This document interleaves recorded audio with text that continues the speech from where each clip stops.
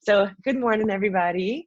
As promised, I'm chatting with Kristin Firewicks today of Phase 12. She is a senior photographer, obviously. I'm going to let her tell you guys a little bit more about herself, but we're going to be chatting about something she's been able to do successfully, which is not easy to do, is basically start another studio in another state and still run the one that she left.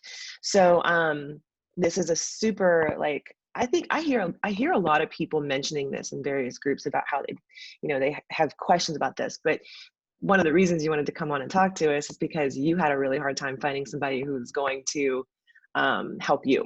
So I love that you wanted, she reached out to me and she's like, this is important and I've done it. So let me help. So, all right, tell us a little bit where you are now, how long you've been doing it, all that kind of stuff. I am now in Central Virginia, and I have been doing seniors since 2007. Started my business in North Carolina, and I was there for about 7-8 years before husband decided, job brought us to Pennsylvania, where he's from. And when we made that move, like when I was in North Carolina, I was doing a little bit of everything. Actually, weddings were my main business, but I was doing seniors. And when I moved to Pennsylvania, to Pittsburgh, I knew I wanted to do something different and I wanted to specialize. I knew exactly what I wanted to build with a senior business. And I had the opportunity with his job that I could take the time to do that. So I spent 6 years in Pittsburgh and with seniors only. And then we got uprooted again to Virginia, this is the last move because we knew this is kind of where we wanted to go. Just the opportunity came a lot sooner than we thought it would. We planned on retiring here, and it happened really early. Like we didn't plan to leave, and we did. So I was in a bit of a panic when that happened because the studio in Pittsburgh is my most successful studio. Thriving, and just to let that go, I didn't want to let it go. So I went, and we had about 3 months to kind of figure it out before he had to move. I ended up staying. We had the house there, and we decided to go ahead and rent in Virginia because we knew we wanted to take time to buy a house there. So I stayed because I wanted to start putting things in place. And so as soon as I found out, I started talking to people I knew. And the key, like big important, is your community, like the connections that you have. And I had a lot of friends, not a ton of photographer friends, but I made good relationships. And that is that's important because I knew I wanted to leave it to someone that I looked at having someone partner, whether they wanted to come in and run the business. And I couldn't find, so I reached out to other photographers I knew did this, and no one would talk to me about it. I offered to pay, no one, and I'm like, I'm not coming to your state. It was like, I'm going to Virginia. I want to do something very specific. You guys have done it successfully. I'll pay you for that information. So I don't have to recreate the wheel here. That didn't happen. So, so I just started, figuring out, okay, how can I logically do this? And so since I had a great base in Pittsburgh, the studio that I have there, I shared with another photographer, and she does boudoir, and she's one of my best friends, but we shared space. And so, I asked her, do you want to take over the seniors? And she's so busy with boudoir, she's like, I love to, but I can't. So the next logical step was my stylist, who was in Pittsburgh, went to school for photography. That's her background, but she ended up, and she's in the arts. She's a very artistic person. So I asked her, would you be interested in doing this? Because I knew she was shooting other things on the side. She'd do things for fun for other people, even though makeup was her big thing. And she was in the studio already. So I was lucky on that front that Dessa wanted to go ahead and take over the seniors. So I had almost a year with her to have her, because she had been on all my shoots anyway. So she knew how I shot because she was on there for hair and makeup. She knew her routine, but I trained her for a year because I didn't want anybody to be able to tell the difference between Yeah. my photos and her photos. So you basically hired her to be Yeah. you, basically. You trained her to do what you do. And so you still run that other studio technically. It's still is it still your business name? Oh yeah. All of that?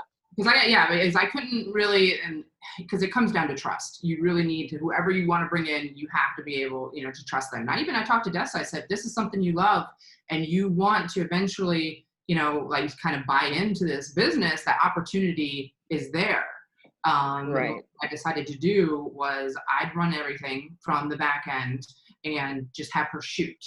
And that's all she does for me is she shoots it. She sends me the images. I do all, have the editing done, and I do all the client interaction. So everything's Okay. just where everything my clients get here in Virginia, they get the same in Pittsburgh, but it's done all through video and phone.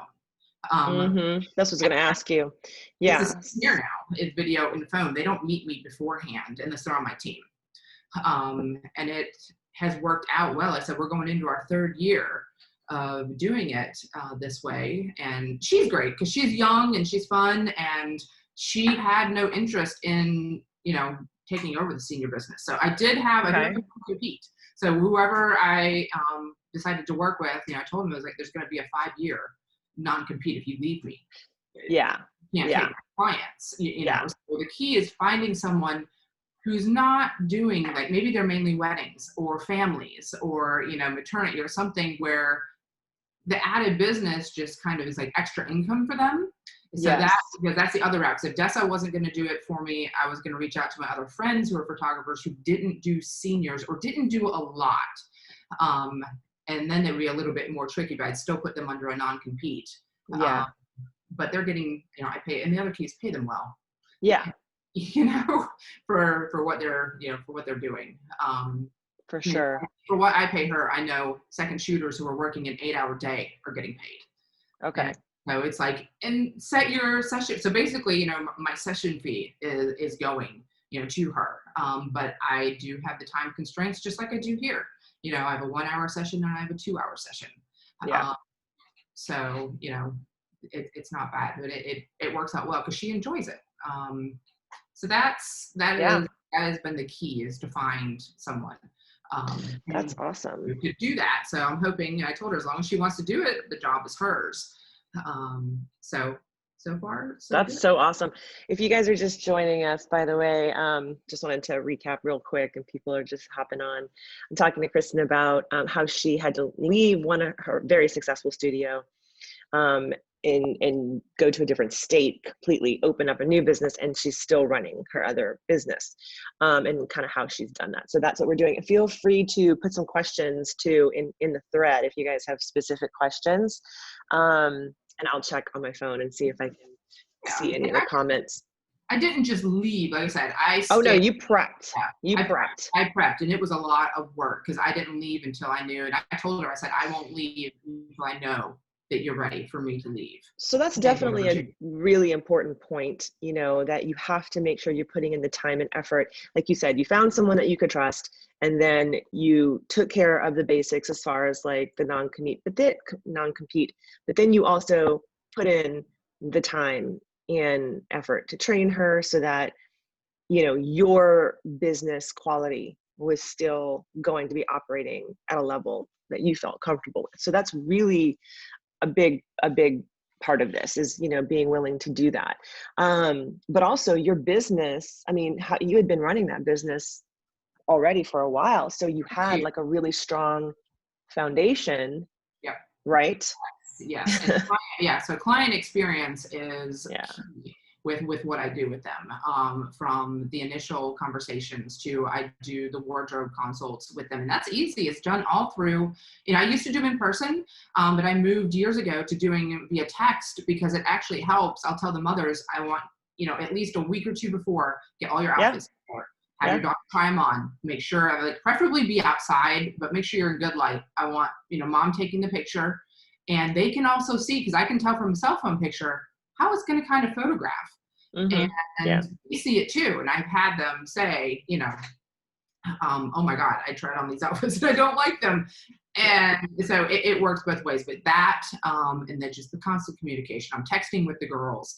I put a lot of time and effort into my seniors, just making sure every detail is planned, making sure Yep. they know, they from the questionnaire. I always get on with them about a day or two beforehand. We talk about all the details. I handle all this. Dessa just shows up and shoots. Now I share this information, all this information with her, but she doesn't want any part of the planning. So that's a question I have too, like, because I've often wondered about that. I've often wondered, like, so you've got this really awesome base, this business and this solid brand in your market that people know, word of mouth. Oh my God, yeah, go here.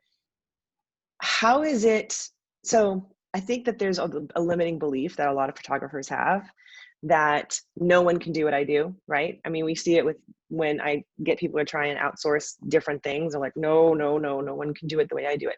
And I think that that's just a lie we kind of tell ourselves because because it's daunting and it's hard to think about, like, no one could shoot like I do. Obviously that's not true because you know what I mean? You did take the time to train that person.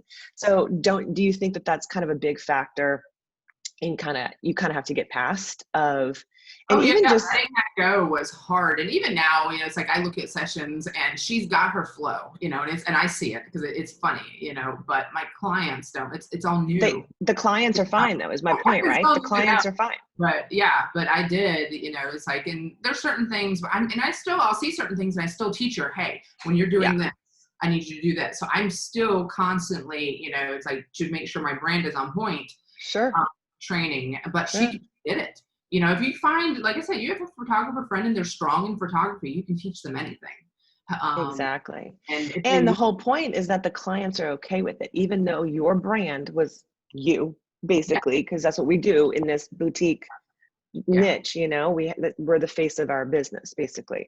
So people are like, oh, okay, well, Kristin's not shooting it, but I still feel like I'm still getting that experience. Right. And the way I did that, so the first year was a little bumpy because they all knew me. And so when I left and they're meeting Dessa, a lot of them, even though I, let everybody know, how people, they don't read, the emails go out. So they're like, wait a minute, what are you doing here? So I made sure I got on with the phone with the clients and I'm like, look, even though I'm leaving and Dessa is shooting, what I did before I left was I let her shoot all my clients for 6 months before I left. I was on location with her, but Dessa shot it. So when they said, oh, but I was like, well, you look at this client, that was all shot by Dessa. So they see, oh, okay, they're concerned about the quality. They want to make sure that they're going to get what I'm putting on my Instagram and on my website. That's what they're concerned about. And as long as they have that communication with me and I've assured them, I'm there for them, answer their questions, like client communication is key.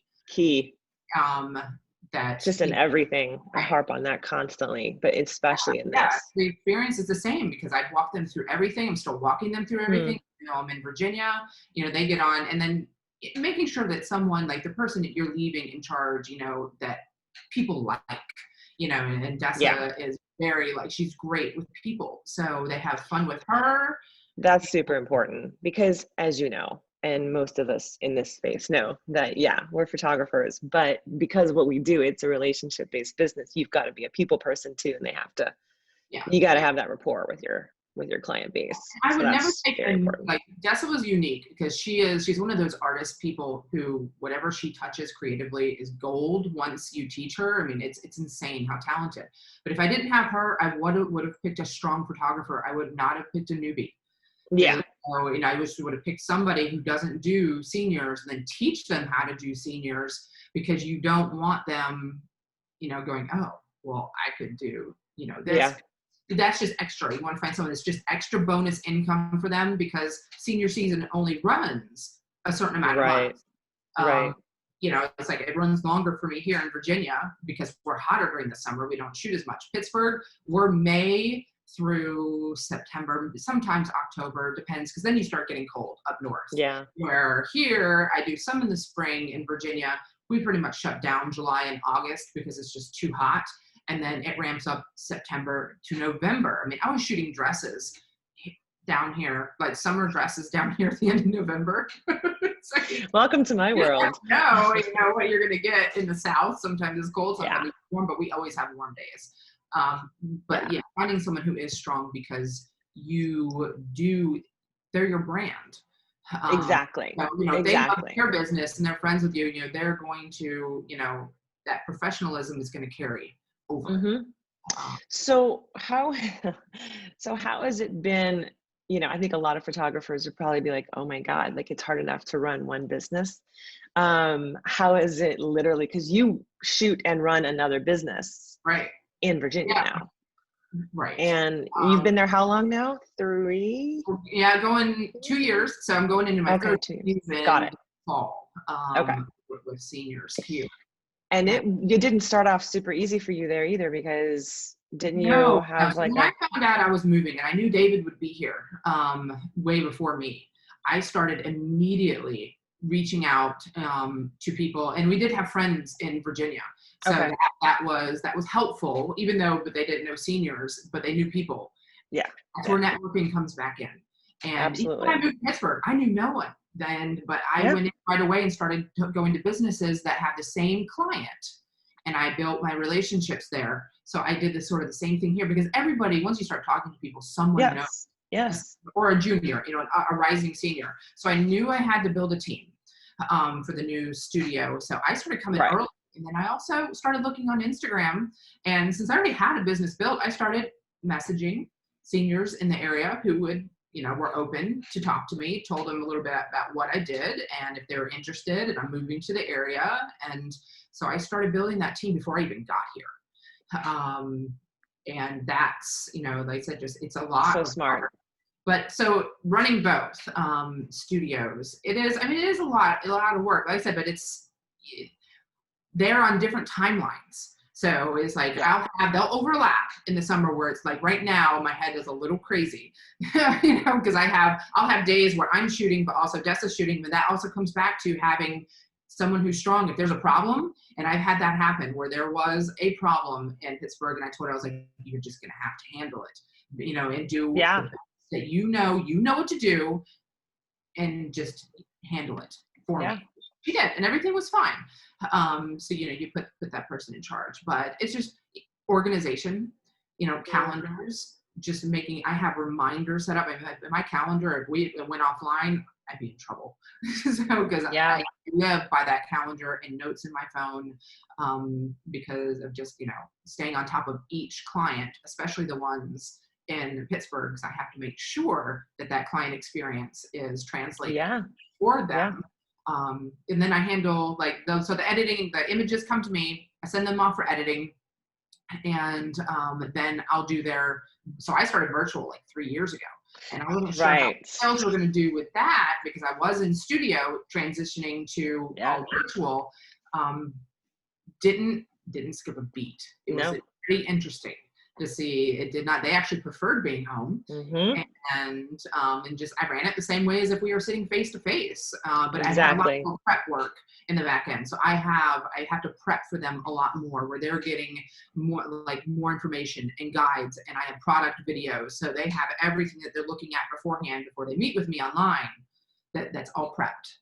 Exactly. So that's what I've done for years, because I have so many out-of-state clients. So I had to kind of figure that out on the fly years ago as well. And that is so key, that preparation, the pre-prep, the stuff that you send them, and the organization with that, as well as the communication, is key. So it doesn't, a lot of photographers will be like, I don't know if I can still offer this high level experience to them and do a Zoom in-person sales.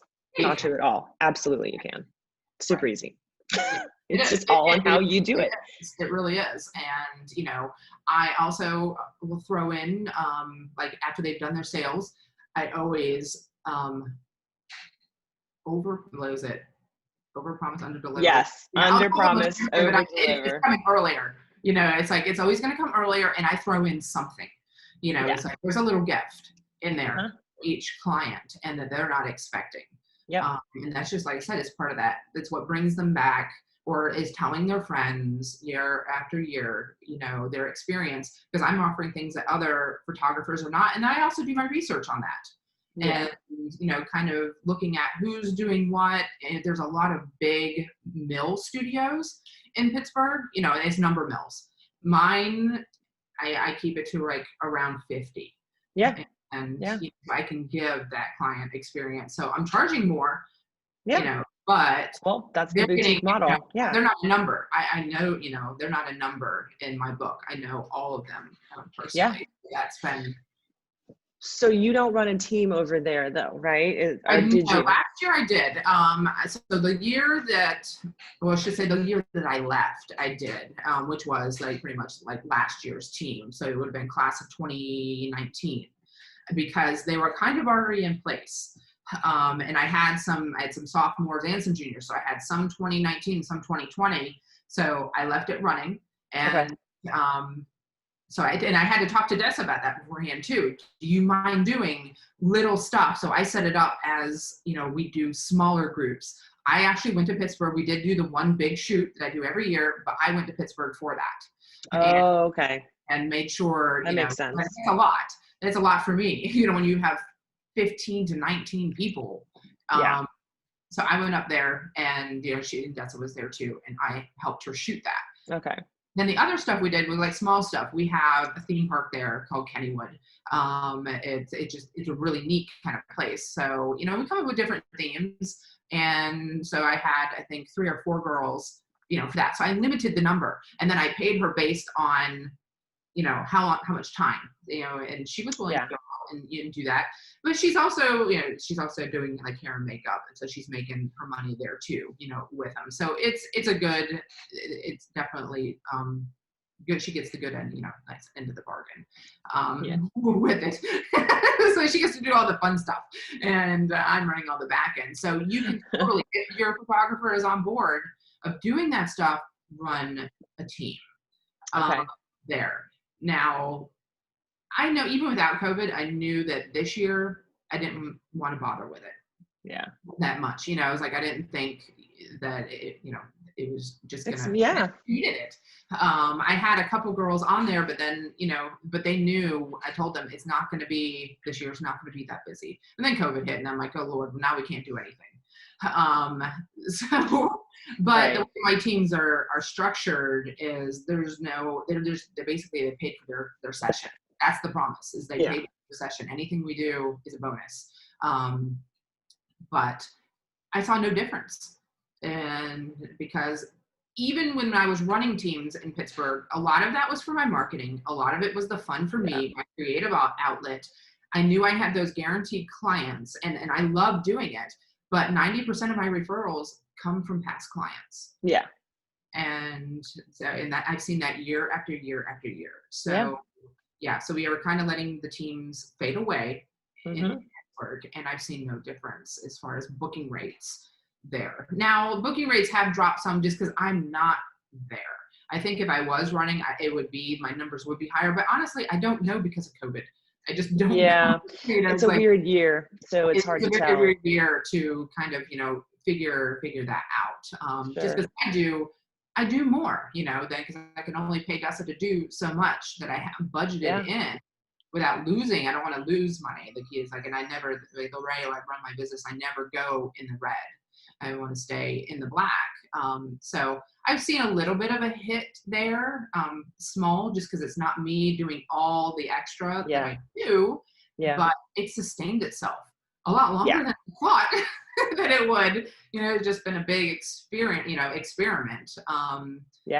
And I don't have to go back. So I haven't, and then as far as when I moved here, I was in an accident. So I had a lot of challenges in building this studio. So 3 months after I moved here, I was hit head on by a teenager, and they flipped my car, and I was messed up for a while. I'm still dealing with the trauma, the brain trauma and things like that. But I wasn't able to get back a lot to Pittsburgh. I think I went once or twice, and that was it. So another key to make sure you have a strong base, make sure the people who are there, that you've built that strong before you leave. because it wasn't easy, which then sent me behind here building things. And then we have COVID. So Yeah. where I knew it would take me at least a good solid year to get the Virginia studio up and running. It has taken almost 2 just because, I mean, I was almost out for a year with that accident. But I had a team here of, I think, 10 or 11. Like right off the bat, moving here, I was able to build a team. And I think it was like 10 or 11. Because you knew how to do it. You had been, you know what I mean? Like it was already ingrained in you. Yeah. So you had to hustle a little bit, but you also knew how to do it. You had those pieces. Yeah. Yeah. It was a whole different market too, which is really.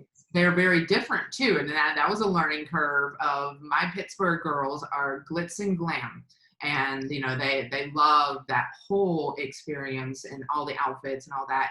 Down here, there are photographers who do it here, but it was kind of new. What I was doing.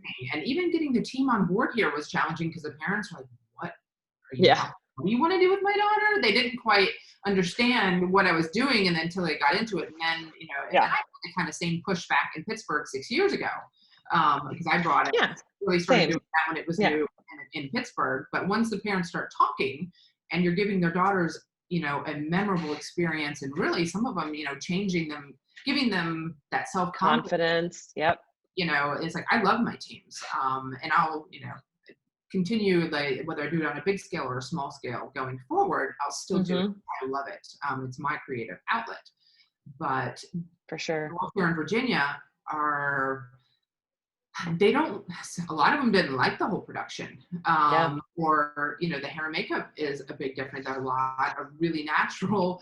I mean, even when I saw like the proms, because I used to do proms in Pittsburgh, proms here, no, like their junior prom, they wear a sundress. I was like, what is this? And like, I was like, what? For their senior prom, a lot of them will go out for a senior prom. But what I was seeing, I was just like, wow, the difference between the girls there and the girls here. And, and I'm finding that comes to finding your client. So it does. It really does. Yeah, they are here. And I have, and I've found them. But I also I run it, you don't have to have all that. You don't have to have the hair. Exactly. Well, yeah.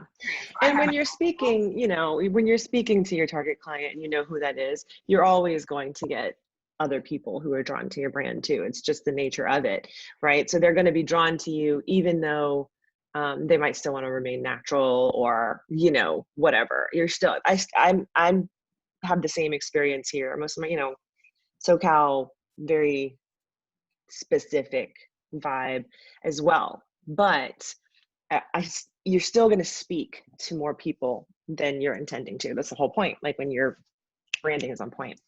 But it's really interesting to think about.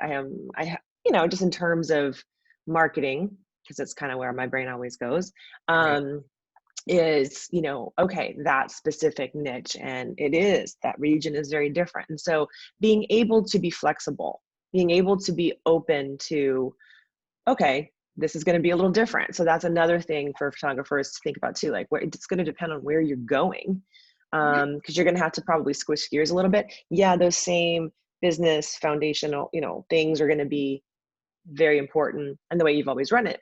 But there's also that room for that little 2 millimeter, shift that you might need to do. And so being open to that is really important. Yeah. And like I said, it all comes back to knowing your client. I just started doing my homework early on looking at the clients down here. And then I love that you started before you went. And, then I would take trips, because whenever I would come see, we ended up putting our son in virtual, like learning. So we could travel between Pittsburgh and Charlottesville until I made the final move. And so I would come down here every month. So we would see Daniel would be able to see his father. And so I would meet with, I was bringing on the girls and I would meet with them, but I'd talk to them, and we'd always get that, like, learn. Like the key is like talk to listen. The team, listen to what they're saying. Listen. Because, they will tell you, and they get that input. And if they know that you're, genuinely, you're like, I need your help. I want your help. I really want your help. Because this is for you. They will help you. And totally. That's how I really, started to learn more about what Virginia wanted versus what Pittsburgh wants. Yes. And then I have some that are, the exact same in both places, but it just all goes to know your client, know who you're talking to. So important. I mean, momentum, like I said, and then of course there was a shift of Gen Z thrown in the middle of all that going, whoa, okay, what worked for me, Yeah. a couple of years ago. And that's when I, joined and I called you and said, okay, this is where I'm at. What all this do I really need, Yeah. in marketing. And even though, I'm running 2 successful studios, I still need help. Really, Yeah. I'm part of the marketing group because I'm, it's always something to learn, and it's like you've got your, like the finger on like the pulse of things to work. So I was like, when things like I was seeing that shift, and I'm like, what? I want what? Now what? It's like, okay, I know. it's important to really understand what they want, and they are very different. Very different. And it's going to be even more different in the next couple of years. The true Gen Zers that we're going to see like coming up now, it's really like it changes. It was changing fast anyway, but now, like, even because of COVID, like things are just changing so much faster, and they're just the buying habits and the world is just moving at lightning speed right now. So even though it feels like we're on pause, it's not. Like things are just like moving so much. So yeah, I was just talking about this with a friend of mine who's not even a photographer. She's like, it's crazy how much you know about, because I was like, I really get super geeky about it, even to like just my friends. And I start talking about Gen Z, and they're like, that's weird that you know this much about them. But it's true. You got to know who you're talking to. So it's awesome. And it's a really great, that aspect of you're always learning. I never want to stop learning. I never want to get to a part where, to a point where I'm like, oh, I got it. I know everything. No, I think that's the kiss of death. So it is. You always got to evolve and change. And that's one thing is like, my husband just sees me sitting behind a computer or behind his cell phone, and like, he doesn't understand where my hours go, or family. Because typically, my off months, that's all marketing and figuring out what I'm going to do. Yeah. Strategy. And, they just don't get that, at all. I'm trying to explain to him, and he just rolls his eyes like, whatever. I'm like, dude, it's a job. It's I always know when I'm working too much, when I dream of marketing. Like I will literally have like the marketing dreams, and like lately it's been TikTok dreams. I'm like, okay, just stop. Like my brain needs to stop getting like, it's just press pause. But it's true. It's nonstop. It's like, it's a full-time thing, even if it doesn't look like, you're out there doing it's constantly strategizing and constantly figuring out, okay, how can I get, stay relevant and get into a new market or whatever it is your goal is. Right. But it's really cool. I think that, what you've done is not easy, first of all. And a lot of photographers would have been like, screw it, I'm not doing it. Like, just leaving. Friend of mine, she went from Ohio to Texas, and she had a strong business, and she left it, But I see, that's a long, Yeah, it's hard. I think it's great that you even attempted it, and now you know that it can work. Is really really cool. It was a trial. We're like, you know what, we're gonna see what happens. If it fails, but it hasn't. So as I said, and it hasn't gotten to the point where I need to outsource anything else yet, but I'm sure that's that is coming. If it grows, it's just the nature of the business, but that's a good thing. Yeah, it is. So down the road, will I end up talking to someone else? Because there's probably going to come a point too where Dessa is going to decide to do something else in her life. And I've got, some ideas of who I would reach out to, and, friends there who I have talked to and said, hey, would you be interested in like taking, buy-in, to this, and literally handing over, a functioning studio with a great client base. So that's the goal long term, to bring somebody, to where, there's 2 running studios, but they're doing a lot more of what I did. And then the compensation would be there, for that. For sure. I don't know. We'll see. But That's right really now, cool. that's what I figured out, and it works. And I mean, there's a lot more moving pieces to it all. Yeah. So tell people where they can find you if they, you guys can comment here on this thread or find her in the group, but also I'll link your Instagram and your website because you're. Yeah, I'm just Phase 12 Studio. Phase 12. And on Instagram and the website, phase12studio.com. Cool. But yeah, you can message me either place. And if anybody has questions about it, I'm pretty much an open book. Kind of always been that way with everything. Like, yeah.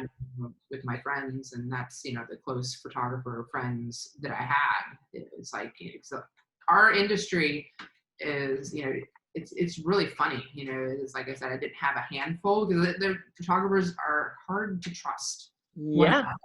Yeah. And it's like high school all over again. The building that I rent my studio from, this is a fun fact.